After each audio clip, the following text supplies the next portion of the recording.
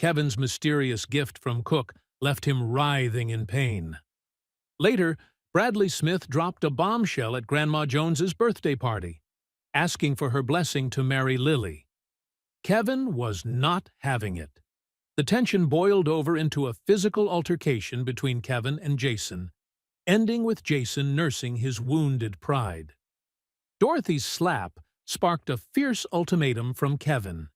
If the Jones family wants him back, Grandma Jones must apologize and beg for his forgiveness on one knee. Where will the drama go from here? Will Kevin follow through on his ultimatum? Can the Jones family recover from the fallout? Tune in to find out. Then Kevin turned to walk out. Lily stared at Kevin. She didn't know what to think. It was like he'd become a completely different person, a complete stranger to her. As Kevin walked towards the door, Jason shouted, "Stop him! Don't let him leave!" But no one moved. Jason saw that no one was helping him and ran over to grab Kevin by the shoulder. "Didn't you hear what I just said? You can't leave!" Right then, a white van stopped abruptly outside the restaurant's entrance. Then, multiple powerfully built men jumped out of the van, holding baseball bats. Jason was relieved to see his friend, who showed up pretty quickly with a few of his toughest bodyguards. "Drake, thanks for getting here so fast." "What's going on, Jason?" "Drake, this is the piece of crap I told you about." One of the Joneses recognized Jason's friend. "Drake? That's one of the toughest crime lords in the city." Lily heard this and got scared for Kevin's safety. "Kevin, run!" she shouted. Lily knew that if Drake got his hands on her husband, he'd end up dead, or worse. But Kevin didn't budge. This made Lily even more desperate to help him. "Who's the bastard who did this to my buddy Jason?" "Quick, get out, Kevin!" Lily shouted, but Bradley stopped her again. By now, Drake was standing face to face with Kevin. "So you're the one who hurt my friend. You've made a huge mistake."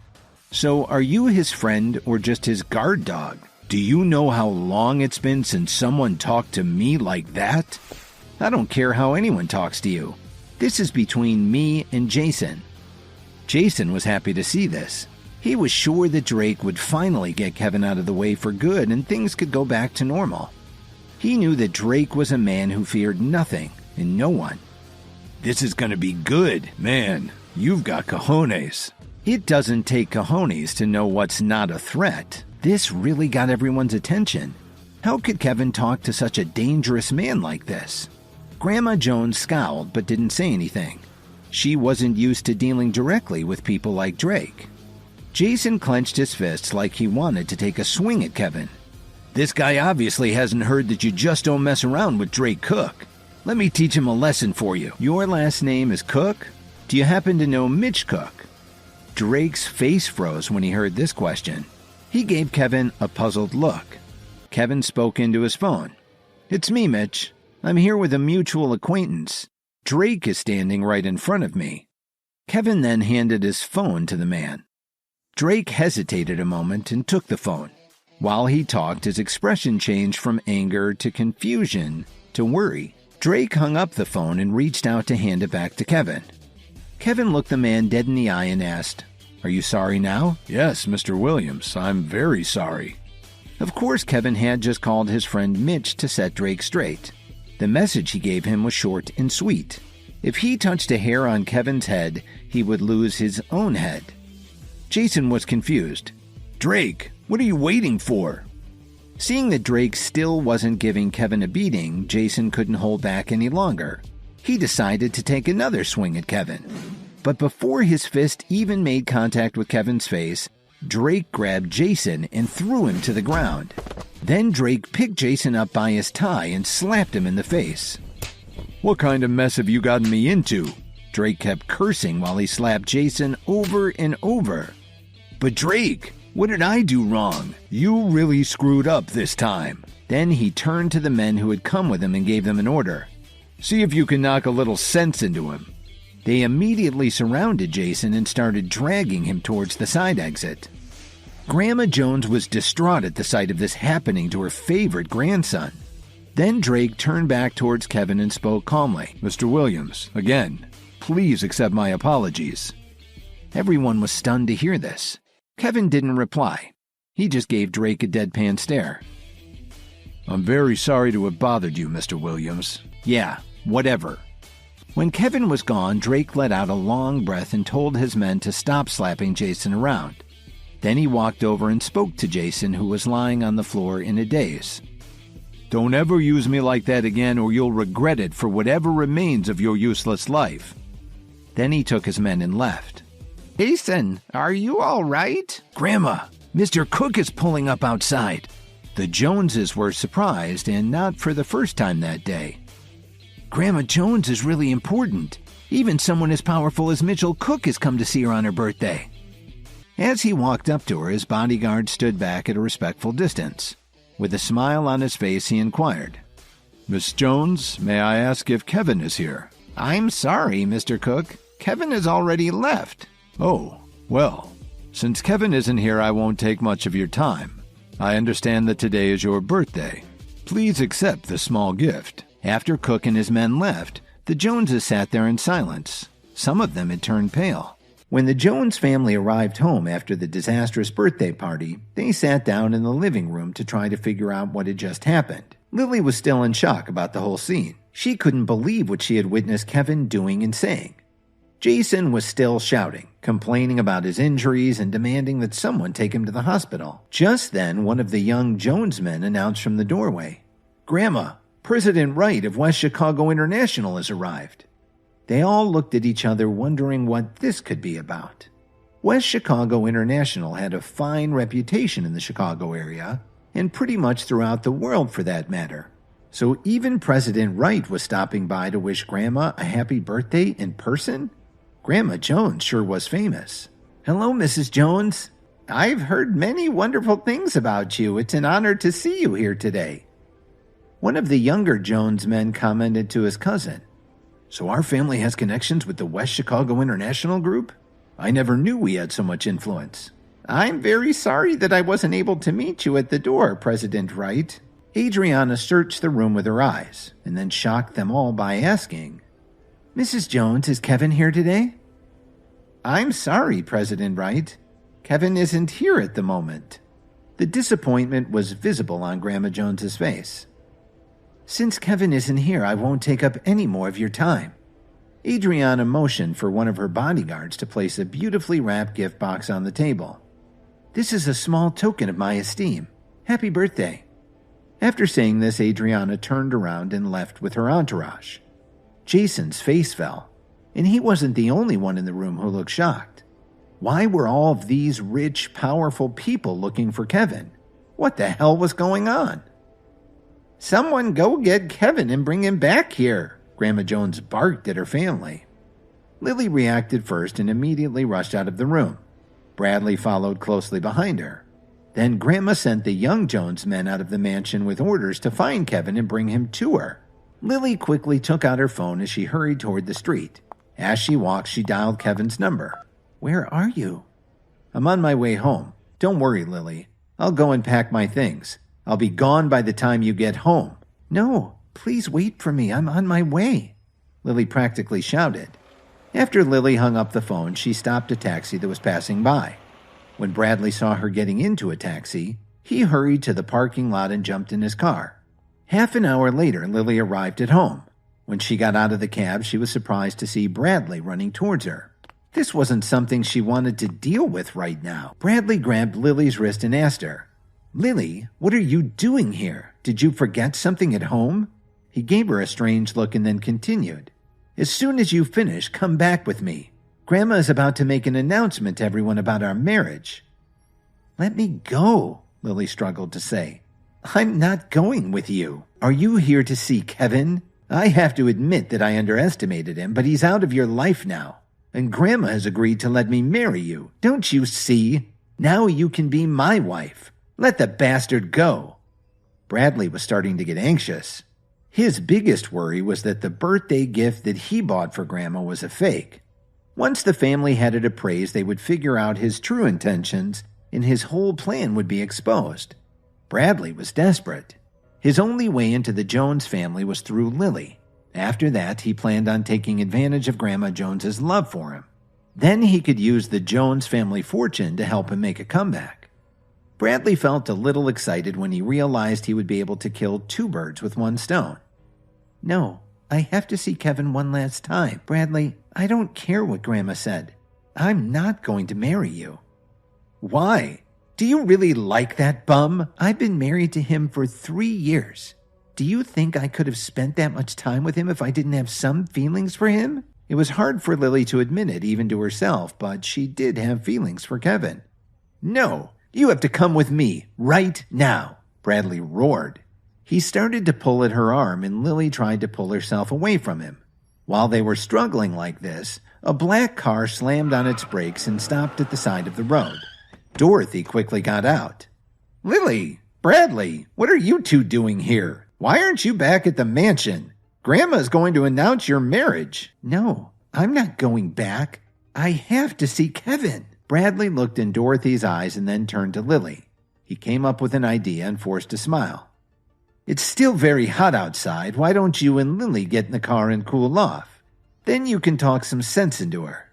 Inside, Dorothy smiled and said, Lily, look at how considerate Bradley is. He only wants what's best for you. That bum Kevin wouldn't think of doing something like this. Lily, let's head straight back to Grandma's. Why would you want to stay with Kevin anyway? Bradley grinned as he got into the driver's seat and locked the doors. What Dorothy and Lily didn't know was that Bradley had put child locks on the car door. They wouldn't be able to leave. Bradley, pull over. I want to go home to Kevin, Lily demanded. Can't do. I told you I would do whatever it takes to make you mine. And now that I have you, I'm not letting you go. The black car slowly drove away. Kevin, who had been watching from the window, saw everything. An hour later, Bradley parked outside of an ominous house and brought a rope over to tie both Dorothy and Lily up before bringing them inside. Help! Someone come quickly! But to no avail as Bradley threw them in a dark back room. You really ought to save your strength. Even if you scream until you're hoarse, no one will hear you. Bradley, let us go this instant. You'll never get away with this. Shut the hell up. I'm ruined. After all of these years of hard work, I've got nothing left. Lily was completely stunned to hear this. What? She said. Didn't you buy the Dream Lover necklace for me? Bradley laughed at her naivety. Ha! Lily, you really don't think I'd buy you a real dream lover, do you? You're not that special, Bradley added with a sneer. I was just toying with you. What's wrong with you? Don't pretend you're so innocent. How many men have you been hooking up with? Why else wouldn't you know who gave you the necklace? Bradley, what have you been smoking? I was sure the necklace couldn't have been from Kevin, so I had no idea who else would have given it to me. Do you think I'm a fool? Bradley sneered. I had tried to do this the right way, but Lily just had to reject my offer. So now I'm stuck with both of you. Bradley, how can you do this? Let us go, do you hear me? I had adored you for so long. Today I can finally get what I wanted. Suddenly, the door burst open with a violent kick. Kevin, call the police. Kevin, save me. Shut up or I'll shut your mouths for you. Kevin saw Lily with her hands tied and he became enraged. In spite of everything, Lily was his wife. Whatever problems they had in their relationship didn't matter now. This was a matter of life and death, but Bradley wouldn't go for it. He taunted Kevin. What can a useless piece of crap like you do to someone like me? Then he added, I admit I was surprised to find out that you know Mitchell Cook and Adriana Wright, but so what? They can't help you now. Do you really think I came alone? Right then they heard sirens out in the street. Bradley's expression changed from anger to fear. He picked up a knife that was lying on the table and ran over to hide behind Lily and Dorothy. Kevin, you actually called the freaking police? Bradley growled. To deal with a piece of crap like you, you're damn right. If you release Lily now, you might get a lighter sentence. Actually, Kevin had called the police as soon as he arrived in Bradley's neighborhood. The problem was he had never been to Bradley's place before. He had to go down the block and check the houses one by one. That's what took him so long to get there. Bradley waved the knife and shouted, No way, you're lying. As long as I have hostages, the police can't do a thing. Bradley, if you want a hostage, let them go and take me. Lily was floored when she heard Kevin say that. Her eyes filled with tears. Kevin, no. Get out of here while you can. But Dorothy was okay with the idea. Lily, what are you saying? If he wants to be Bradley's hostage, let him. Why should we stay here? Then she shouted at Kevin. What are you still standing there for? Get over here and take our place. Bradley stared at Kevin while he figured out what to do. Meanwhile, the police outside had already told the Jones family what was happening. The officer in charge of the scene was a lieutenant named Emmett. She was wearing the typical Chicago police uniform, including the hat with the checkered band and the city flag patch, the one with the 4 stars. Grandma Jones showed up with the older members of the family, the ones who made most of the big decisions. Officer Emmett, how is the situation now? The Jones family had been sitting in the great room admiring the gifts that Cook and Adriana had given to Grandma. They were trying to recover from the horrible fight at the restaurant and hoped that maybe the day would get a little better. That's when they got a call from Officer Emmett. Grandma's party was definitely over for this year. Emmett answered directly in typical police style. There is a man named Kevin Williams currently speaking with the kidnapper, identified as one Bradley Smith. We will give you an update as soon as one is available, ma'am. Grandma Jones was completely overwhelmed by the situation. She pressed for more information. Officer Emmett, are you sure you didn't make a mistake? Bradley is a fine young man. I can't believe he would do such a thing. Emmett kept an eye on the house while she replied. Whether you believe it or not, that's the situation. Suddenly, another officer ran up to Officer Emmett. In a very serious tone, he reported to her. Ma'am, the sniper in position on the roof across the street radioed in that Mr. Williams seems to be discussing something with the kidnapper. It appears that they are discussing a hostage exchange. Exchange? Yes! Let them make an exchange, Grandma Jones blurted out. Emmett definitely didn't like this idea, and she shook her head as she considered their options. Seeing the police officer's hesitation, Grandma Jones spoke again. Officer Emmett, you might not know this, but even though our family isn't well known, we do have some influence in the city. Dorothy and Lily are very important to us, and this can't go on much longer. She continued, but Mr. Williams is different. He has been pretty useless to us for the past few years. If he can get Lily and Dorothy back, then let him do it. He can make himself useful for once in his life. Officer Emmett clearly thought that this was a terrible idea. She had dealt with countless families in her career, but she didn't understand what Grandma was thinking. No matter what she thought of Kevin, he was still a human life, and it was the police's duty to protect him. Meanwhile, in the house, Bradley was deep in thought. Kevin smiled slightly and asked, Bradley, what are you waiting for? I'm your only chance to get out of this. If you let Lily and Dorothy go now, the Jones family may forgive you. Don't risk losing everything and spending decades in prison. I know you don't really want to hurt Lily. Bradley didn't buy it. Shut up! How the hell do you know what's right for me? Kevin broke into a big grin. I know because I'm Lily's husband, not you.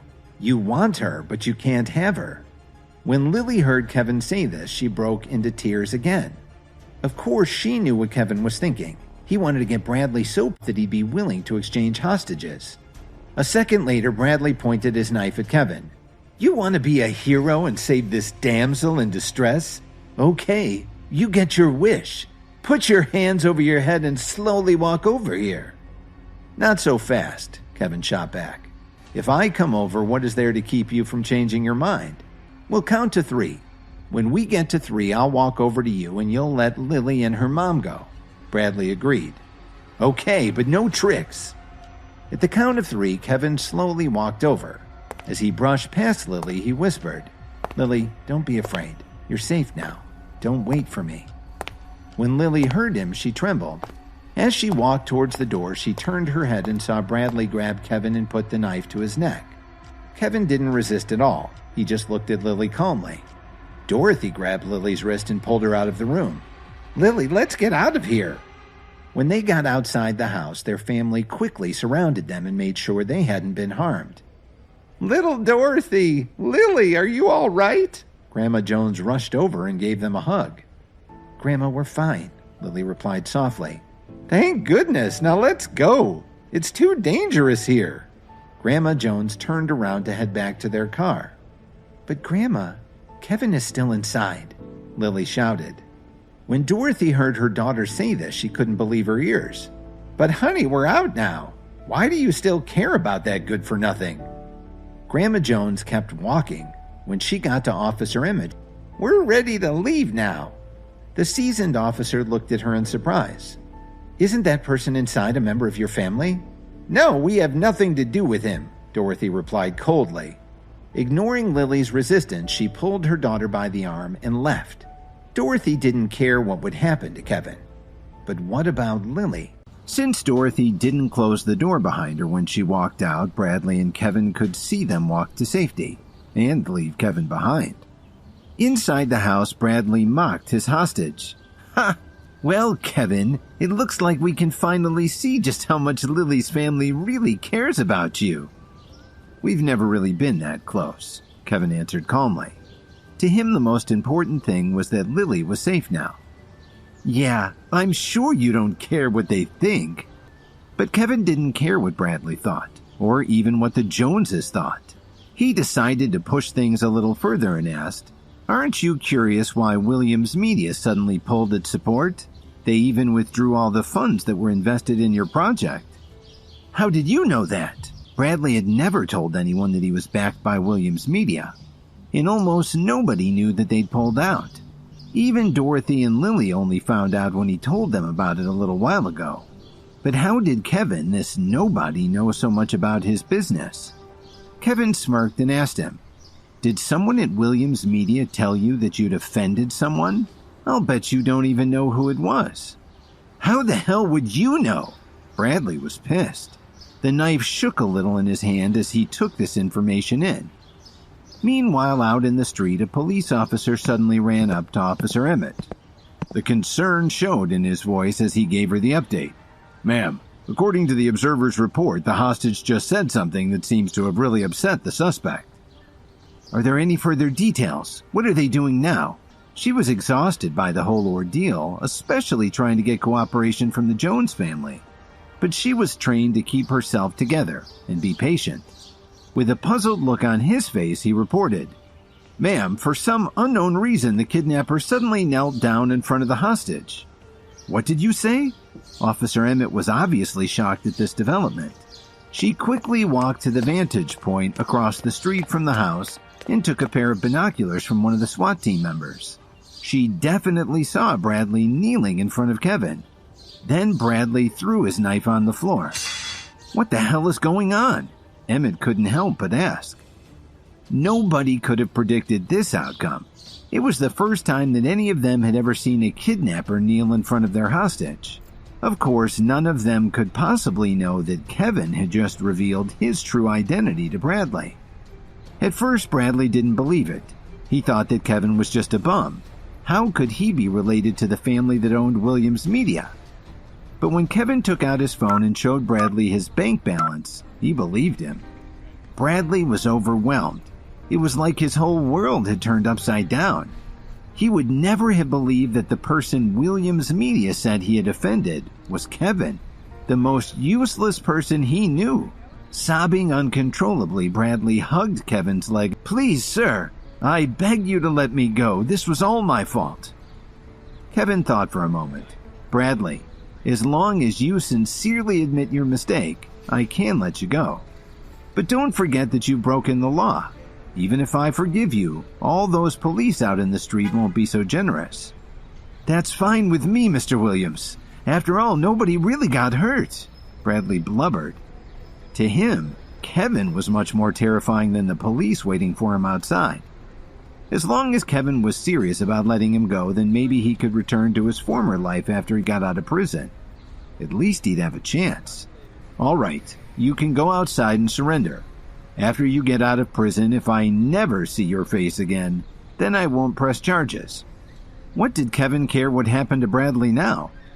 Then Kevin pushed him aside and walked out of the front door. With a curious expression on her face, Emmett walked up to Kevin and asked, "Are you hurt, sir?" Thank you for your concern. I'm fine. Kevin shrugged his shoulders. If there's nothing more, I think I'd like to leave. Emmett would have liked nothing better after this strange event, but there was always paperwork to do. I'd like you to go back to the station with us first to make a statement. Do you have time right now? I'm sorry, he replied, but I still have some things to do, so it isn't convenient for me at the moment. All right then. Please give me your phone number. I'll contact you if we need any further information for this case. She took out her phone and opened her contact list. Just as Emmett was about to say something else, Bradley was brought out of his house by a group of officers in bulletproof vests. He was in handcuffs and tried his best to avoid having his face filmed by the news crews that had set up in his neighbor's yard. Kevin turned around and walked away. He had already made up his mind to never go back to the Jones family. He would buy a place closer to his office. Suddenly, a line of limousines pulled up along the curb. Cook quickly got out of the lead car and gave Kevin a warm handshake and a pat on the shoulder. Kevin, I've been looking for you for hours. Are you all right? Let's get out of here and I'll tell you all about it, as he followed Cook to his limo. Emmett watched all of this and took a mental note. Of course she knew what kind of person Mitchell Cook was. Even the chief of police had to be polite to him. But Cook practically gave Kevin a hug. Just who is this Kevin Williams anyway? Emmett wondered. A little while later, Cook was in his office at the Whistler Hotel. Drake was standing contritely in front of Kevin. You could see beads of sweat starting to form on his forehead. Cook spoke first. I hope you can forgive me, Mr. Williams. It's my fault that Drake offended you. Then he walked over to Drake and gave him a patronizing pat on the cheek. What do you have to say for yourself, Drake? I had no idea who you were, Mr. Williams, but I do now. Please let me go. I'll do anything you want to make it up to you. Drake was actually trembling with fear. Kevin thought for a moment and then realized that Drake could be of some use to him. Sure, I'll let you go, but I'll just ask for one thing in return. You're going to keep an eye on Jason Jones for me from now on. Thank you, sir. Drake was grateful, but Kevin didn't say anything more to him. He didn't even bother to look at him. Then Kevin looked at Cook. Thanks for setting up this little get-together. I have something to take care of, so I can't hang around. Give me a call so we can finish that lunch that got interrupted. A couple of days later, Kevin went to a real estate agent down by the Loop in downtown Chicago. With his sleeve, he wiped the sweat off his forehead. It was a hot day and he couldn't feel any breeze from the lake to help cool him off. Damn, took me 2 hours to get here, Kevin muttered to himself as he walked into the reception area. Hello, sir. Is there anything I can help you with? A staff member asked as she walked up to greet him. Kevin scratched his chin and said hesitantly, I'm looking for a condo. I'm sorry, but we're on a break right now. The listings are over here in this corner. Feel free to take a look. As usual, Kevin had dressed down, so he didn't look like he could afford much of anything. They sized him up and decided not to waste any time with him. After all, the lowest price condo they had available was a studio for about $300,000. There's no way this guy could afford even that. On a break? Kevin thought to himself. Then why even let him in the door? The agent repeated, I'm sorry, sir. We're really on a break right now. Our lowest offering is $300,000. If there's nothing else we can do for you, please show yourself out.